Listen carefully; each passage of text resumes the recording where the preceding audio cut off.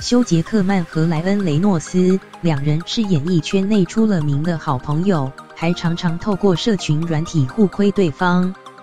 日前两人表明要休战，不再吐槽彼此，还为此拍了一小段影片，结果还是拿彼此的广告大开玩笑。莱恩·雷诺斯 vs 休·杰克曼，我跟莱恩最近宣布在社群软体上休战，并承诺为对方拍广告。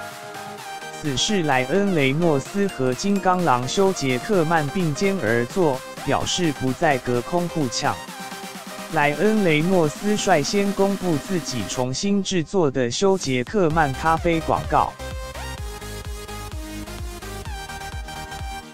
影星莱恩·雷诺斯，一杯咖啡可以成为超级英雄吗 ？Laughing Man 咖啡豆天生拥有超能力。如此仗义行侠的公司，幕后老板是谁呢？哼，你猜对了，正好是我的好友休·杰克曼。莱恩·雷诺斯 vs 休·杰克曼，哇，兄弟，这个真的拍得好专业。花了我100万啊！休·杰克曼似乎没预料到莱恩·雷诺斯拍的广告竟然会走感人路线，轮到自己时却一度想反悔。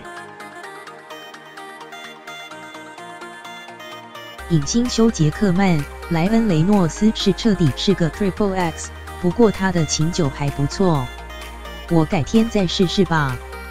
莱恩·雷诺斯 vs休·杰克曼，抱歉啦兄弟，我以为你说休战是随便说说的。继耶诞节派对骗莱恩穿丑毛衣之后，休·杰克曼再次恶整对方。两人是好莱坞著名的欢喜冤家，最早是从去年11月开始，莱恩·雷诺斯恶搞休·杰克曼主演的电影《爆料世代》。影星莱恩·雷诺斯，他辞演了金刚狼，导致失业率上升。这种会在讲季宣传自己无聊大道理的人，是我们想要加冕的赢家吗？或许有一个真正来自跨边界，指加拿大的人会更想要这个殊荣。没想到新的一年，两人没握手言和，还继续互相伤害，让影迷看得乐开怀。